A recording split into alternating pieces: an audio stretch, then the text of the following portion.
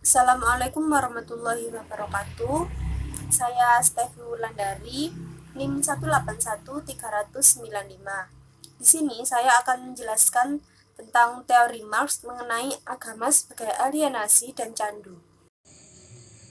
Nah, untuk lebih jelasnya mengenai penjelasan dari teori Karl Marx mengenai agama sebagai alienasi bisa melihat dalam PPT yang sudah saya buat.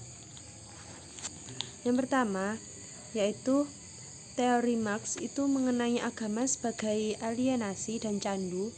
Itu merupakan penderitaan manusia adalah tempat kehadiran Tuhan, di mana hal ini dalam teori Marx itu mendobrak paham manusia tentang otonom agama yang mengekang kebebasan diri dan menghindari agama serta tetap dalam aturan diri sendiri sebagai fitrah manusia untuk berfitrah.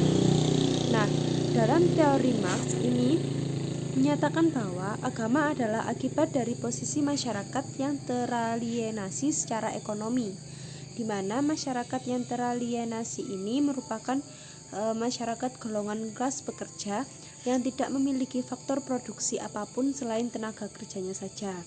Jadi masyarakat yang teralienasi ini merupakan masyarakat yang hanya mengandalkan tenaganya saja, karena mereka tidak memiliki apa-apa.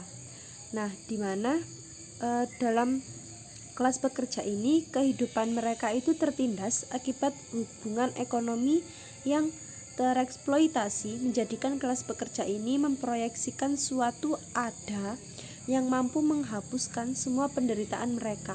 Di mana yang dimaksud dengan memproyeksikan suatu ada ini mereka memproyeksikan Tuhan, di mana mereka itu berharap Tuhan itu bisa menghapuskan semua penderitaan yang mereka alami, karena mereka berpikir bahwa penderitaan yang mereka alami itu merupakan takdir yang telah Tuhan berikan.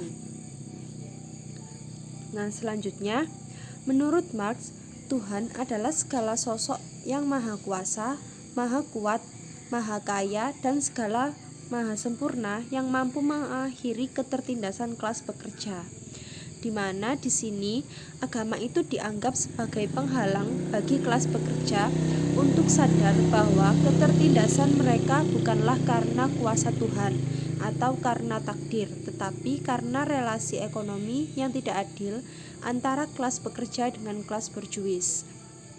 Nah, jadi dalam teori Marx ini mengungkapkan bahwa sebenarnya penderitaan dari kelas pekerja ini karena adanya ketidakadilan antara kelas pekerja dan kelas berjuis, di mana kelas berjuis ini menempati posisi yang atas daripada kelas pekerja, seperti adanya mobilitas sosial atau stratifikasi sosial, di mana kelas pekerja ini berada di bawah sendiri dan kelas berjuis ini berada di atas. Seperti contohnya, jika kelas berjuis memiliki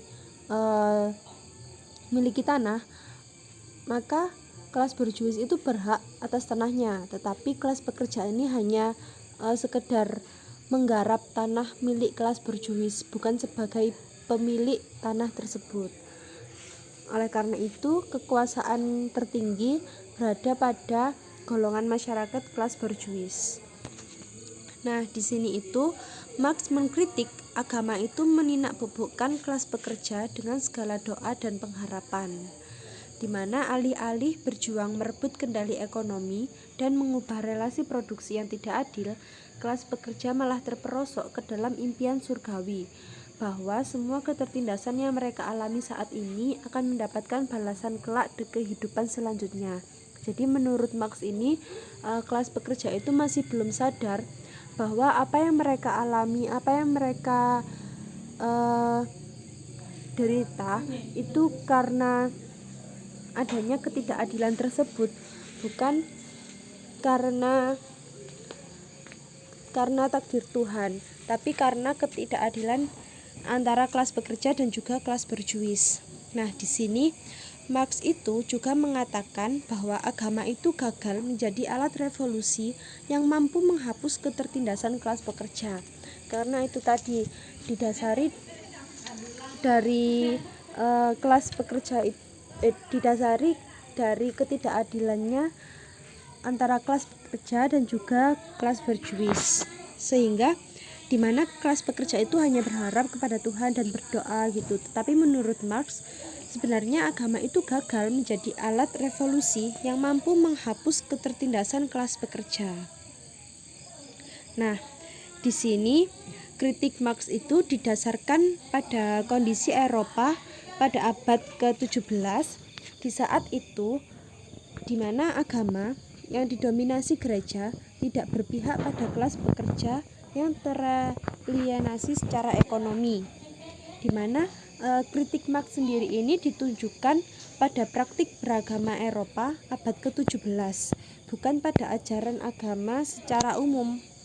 Karena apabila menilik sejarah agama, hampir semua penyebar agama adalah sosok-sosok yang revolusioner, yang mampu menggoyang status quo masyarakat saat itu yang menindas. Yesus dan Nabi Muhammad adalah sosok yang mempertanyakan dan menggoyangkan struktur masyarakat yang pro terhadap penindasan kaum terpinggirkan seperti orang miskin. Jadi kritik Marx ini yang awalnya menganggap agama itu gagal, itu sebenarnya salah, atau karena pada dasarnya itu penyebar agama seperti Yesus dan Nabi Muhammad itu mereka mempertanyakan dan menggoyangkan struktur masyarakat yang pro terhadap penindasan kaum terpinggirkan seperti orang-orang miskin. Jadi para pengemuka agama, para penyebar agama ini berusaha untuk mencari apa yang menjadi alasan masyarakat yang pro terhadap penindasan tersebut, sehingga mereka berusaha untuk membebaskan kelas pekerja begitu. Nah, di sini kritik Marx itu terbukti keliru karena agama justru menjadi inspirasi revolusi di Amerika Latin yang dipelopori oleh para paderi gereja, di mana dengan adanya gerakan teologi pembebasan yang banyak terinspirasi oleh ajaran Marxis, justru menjadikan agama sebagai alat perjuangan mewujudkan revolusi masyarakat menuju relasi ekonomi yang lebih adil. Nah, jadi seperti tadi, para pengemuka agama itu berusaha untuk mensejajarkan antara kelas pekerja dan juga kelas berjuis. Nah, dalam teori Marx, agama sebagai candu atau alienasi atau pengasingan, di sini Marx itu merefleksikan dari keadaan manusia yang tidak menjadi diri sendiri, manusia yang menjadi objek Tuhan, sehingga ia tidak memiliki otonomi terhadap diri sendiri, tetapi malah menggantungkan dirinya pada agama yang justru diciptakan oleh manusia. Jadi di sini Marx itu beranggapan bahwa manusia ini bergantung pada agamanya, tetapi masih belum menemukan jati dirinya sendiri, sehingga manusia itu tunduk terhadap agama. Ia kehilangan dirinya, tidak bisa menguasai diri untuk meraih apa yang diinginkan. Manusia tidak mengobjektifkan dirinya, sehingga di sini manusia itu seperti kehilangan jati diri menurut Marx dalam teori Marx, karena manusia itu terlalu tunduk pada agamanya, sehingga mereka kehilangan dirinya itu siapa gitu.